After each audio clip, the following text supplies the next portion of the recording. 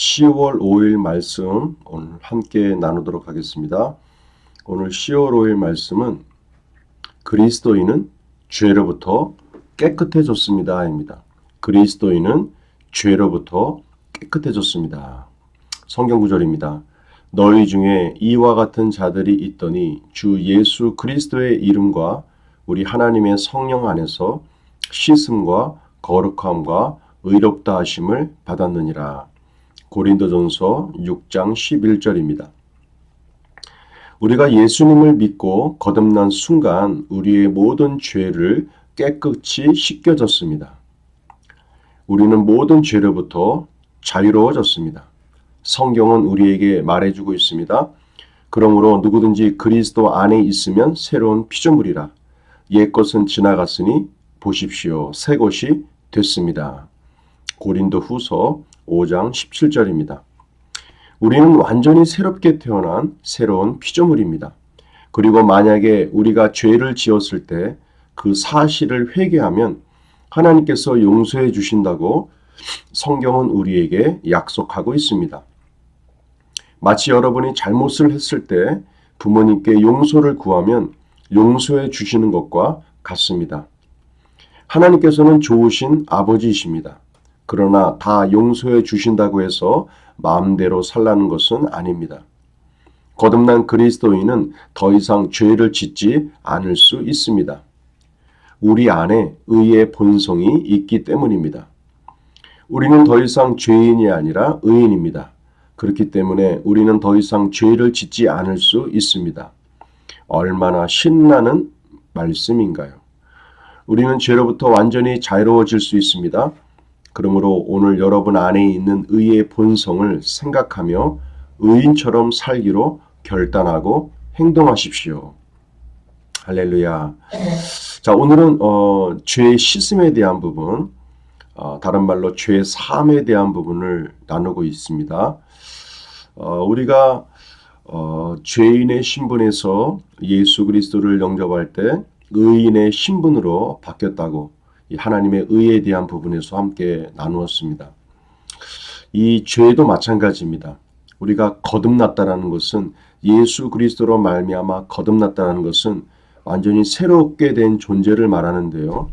그렇기 때문에 우리들은 죄가 없는 존재로 다시금 거듭났다라고 성경은 말하고 있는 것입니다. 더불어 우리가 거듭난 순간 우리의 모든 죄가 과거에 지었던 죄, 또 미래에 지을 죄까지도 예수 그리스도의 십자가로 말미암아 깨끗게 씻겨진 존재가 되었다라고 말씀하고 있습니다.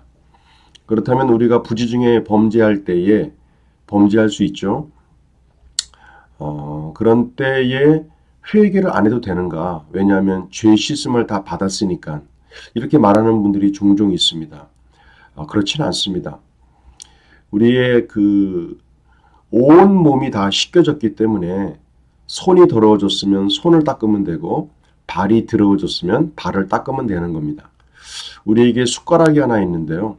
그 숟가락이 더러운 곳에 묻어 있다면 그 숟가락을 버리진 않습니다. 다시 닦아서 쓰면 되니까요.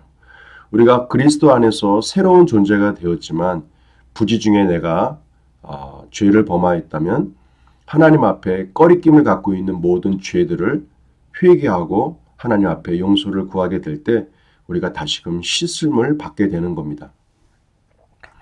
우리가 죄를 범했다고 해서 우리의 본질, 이 본성에 대한 모든 부분들이 다 망가지는 것은 아니라는 것이죠. 굉장히 중요한 부분이 아닌가 싶습니다. 우리가 거듭 죄를 범할 때마다 우리가 하나님 앞에 나아가 죄를 용서하고 회개하게 된다면 하나님께서는 용서를 해주시겠지만 하나님과 나의 관계 속에 내 스스로가 자꾸 걸림돌이 돼서 하나님 앞에 가까이 나가지 못하게 되는 겁니다. 하나님께서 용서를 해주시지 않는 게 아니라 내 스스로가 거듭되어지고 있는 죄의 반복으로 말미암아 하나님 앞에 당당히 나아가지 못하게 되고 꺼리낌을 갖게 되는 것이 바로 죄의 문제이기도 합니다. 자, 중요한 것은 무엇입니까? 우리의 모든 죄가 거듭날 때 예수 그리스도의 보혈로 말미암아 십자가로 말미암아 깨끗게 되었다라는 사실이고, 또 우리는 완전한 새로운 피조물로 거듭난 존재라는 것, 우리의 영혼 육을 다룰 때에 새롭게 됐다라고 하는 부분, 새로운 피조물이 되었다라고 하는 부분은 우리의 영에 대한 부분임을 우리가 지난 시간에도 다뤘습니다. 우리의 혼과 우리의 지정의가 속해져 있는 우리의 혼, 우리의 생각과 감정과 의지의 영역인 이 혼의 영역과 이 육체의 영역은 계속 변화를 덧입어 가고 있는 것입니다. 성경에서 말하고 있는 새롭게 되었다라는 것, 또 오늘 본문에서 얘기하고 있는 고린도전서 6장 11절에 성령 안에서 씻음을 받았고 거룩한 존재가 되었고 의롭게 되었다라고 하는 것은 우리의 영의 영역인 새로운 피조물에 대한 부분을 말하고 있음을 우리가 알아야 할 것입니다. 거듭난 그리스도인은 더 이상 죄를 지을지 않습니다. 거듭난 그리스도인은 더 이상 죄를 짓지 않는다. 왜냐하면 거듭난 그 그리스도 안에는 의의 본성이 있기 때문에 그 의의 본성이 죄 가운데서 자유롭게 하고 더 이상 죄를 짓고자 하는 그런 마음들을 사라지게 한다는 겁니다. 거듭난 그 그리스도인 안에는 죄의 본성이 아닌 의의 본성만 있기 때문에 그렇습니다. 그러니까 우리가 이 거듭남에 대한 부분이 새로운 모든 것을 새롭게 출발하는 새로운 시발점이라는 것을 우리가 알아야 할 것입니다. 그래서 오늘도 우리가 의의 본성 안에서 살아가는, 더 이상 죄를 짓지 말아야 되겠다라고 하는 이런 의식보다는 내가 의인의 본성을 갖고 있는 새로운 피조물이 되었다라고 하는 이렇게 이 부분으로 인식하며 살아갈 때에 우리는 더욱더 의의 본성을 가지고 의로운 자의 모습으로 전진해 나가게 될 것입니다. 자, 문제풀이 보겠습니다. 내가 예수님을 믿고 거듭난 순간 나의 모든 죄는 깨끗이 씻겼습니다. 선포기도입니다. 나는 죄로부터 깨끗이 씻김을 받았습니다. 나는 죄로부터 완전히 자유롭습니다. 나는 의인입니다. 말씀 선포 3회입니다. 너희 중에 이와 같은 자들이 있더니 주 예수 그리스도의 이름과 우리 하나님의 성령 안에서 씻음과 거룩함과 의롭다 하심을 받았느니라. 고린도전서 6장 11절입니다. 짝꿍기도입니다. 몸은 하나인데 많은 지체가 있고 몸에 지체가 많으나 한 몸인가 같이 그리스도도 그러하니라. 고린도전서 12장 12절입니다. 10월달 맺어진 짝꿍들을 위해서 지속적으로 중보해 주시고 기도를 해 주시길 바랍니다. 말씀 적용입니다. 오늘은 죄의 삶에 대한 부분을 다루었습니다. 우리가 거듭난 그리스도인이라면 예수 그리스도 안에서 우리의 모든 죄가 씻겼음을 믿음으로 바라보시길 바라고, 내가 이제는 새로운 피조물이 되어 의의 본성 안에서 살아가고 있는 하나님의 자녀가 되었음을 항상 인식하시고 살아가시길 바랍니다.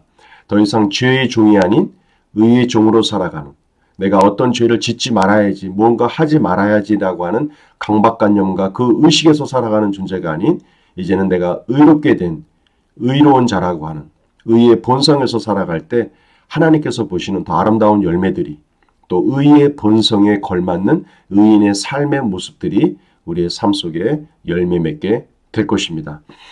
오늘도 우리에게 좋은 일이 생깁니다. 성령의 인도하심에 따라 씻음과 거룩함과 의롭다 하심을 받은 우리들의 온전한 모습을 더 지속적으로 바라보시길 바라고, 그 안에서 자유하시고 승리하시는 복된 하루가 되시길 바랍니다. 수고하셨습니다.